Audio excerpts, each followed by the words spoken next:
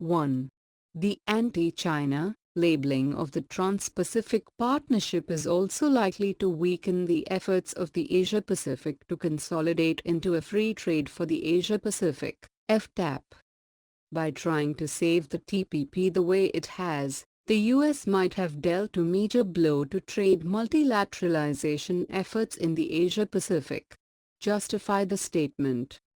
How the Trans-Pacific Partnership will affect India's foreign trade, if joined.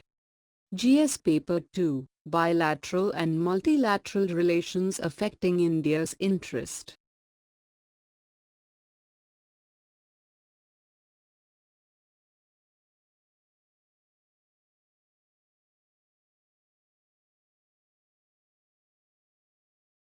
Before moving to actual question and its answer, let us know about some basics.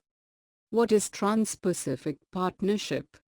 What is Regional Comprehensive Economic Partnership?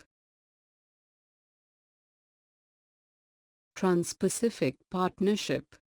The Trans-Pacific Partnership, or the TPP as it is generally known, is a free trade agreement being negotiated between 11 countries of the Pacific Rim including Australia, Brunei Darussalam, Canada, Chile, Malaysia, Mexico, New Zealand, Peru, Singapore, the United States of America and Vietnam.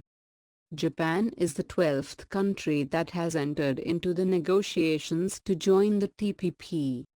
The U.S. administration under President Barack Obama seems to have prioritized the TPP as the economic component of its rebalancing to Asia strategy. Objectives of TPP.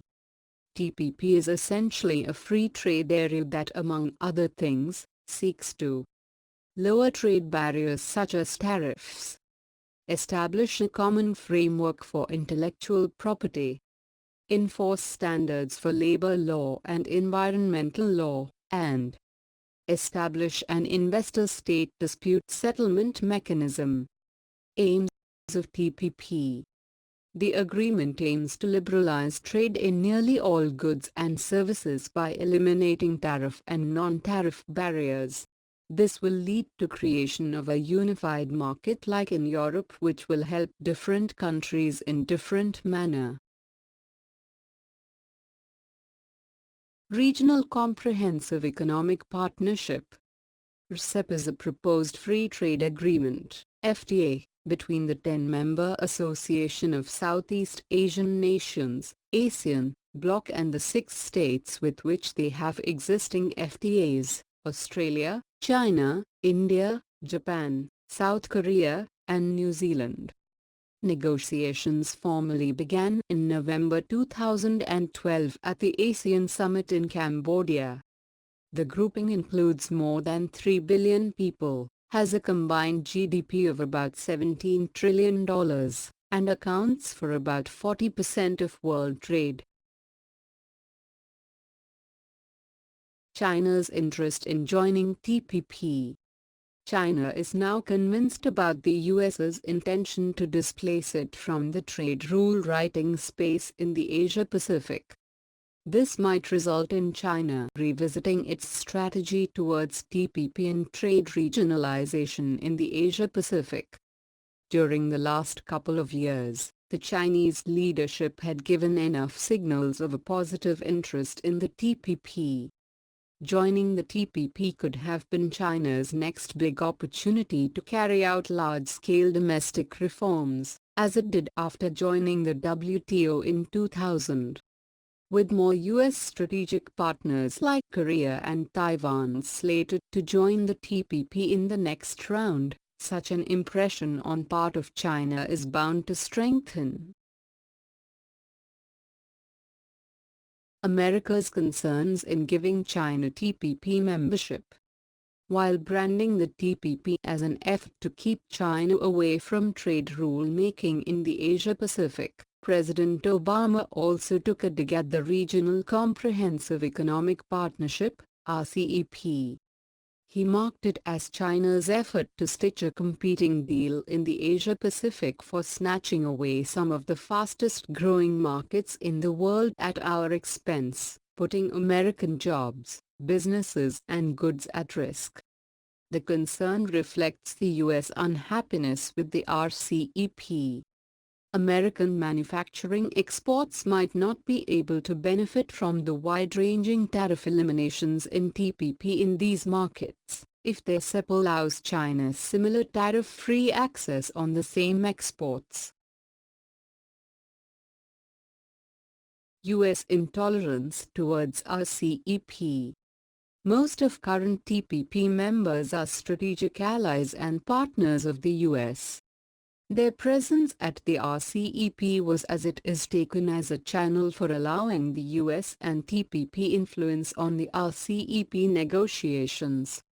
Now, the TPP group within the RCEP might get more prominently marked for serving U.S. interests with its positions considered specifically anti-China. Thus the anti-China labeling of the TPP is also likely to weaken the efforts of the Asia-Pacific to consolidate into a free trade for the Asia-Pacific, FTAP. By trying to save the TPP the way it has, the U.S. might have dealt a major blow to trade multilateralization efforts in the Asia-Pacific. How India should balance TPP and RCEP strategically now. Strategic balancing would also become more delicate for a major RCEP member like India. While not being a member of the TPP, India enjoys strategic proximity to the US. On the other hand, despite outstanding territorial disputes, its engagement with China has expanded manifold, with China becoming India's largest trade partner. At RCEP, India needs to be careful in sending the right signals to China. On the whole, many negotiating positions at the RCEP now might be interpreted more from the geopolitical perspective of denying negotiating partners market access due to pressure from a major non-negotiating actor like the US, rather than on economic grounds. How the Trans-Pacific Partnership will affect India's foreign trade. The TPP and other mega-trade agreements under negotiation, such as the Transatlantic Trade and Investment Partnership and the Regional Comprehensive Economic Partnership, RCEP, are bound to challenge India's businesses in many ways. First, they will erode existing preferences for Indian products in established traditional markets such as the US and the European Union, EU, benefiting the partners to these agreements. Second, they are likely to develop a rules architecture which will place greater burden of compliance on India's manufacturing and services standards for access to the markets of the participating countries. Critics argue that the TPP would set a precedent to high global standards, and the standards set by TPP are too high for India to join. This requires India to revitalize its manufacturing industry and induce efficiency in its export sector, otherwise it would be increasingly difficult for India to be able to compete. 2. Food Ministry has proposed to impose 25% duty on export of sugar to ensure sufficient supply in the domestic market. GS Paper 3, Indian Economy. The Food Ministry has proposed to impose 25% duty on export of sugar to ensure sufficient supply of the sweetener in the domestic market. While a 25% tax on sugar exports may turn out to be favorable, the international prices of sugar are rising, and therefore traders may increase the export of sugar to make profit. To keep the export of sugar in control, it is proposed to levy 25% custom duty on export of sugar. According to trade sources, sugar exports have become viable now as global prices have increased by 50% in last 3 months due to disruption in supply from Brazil.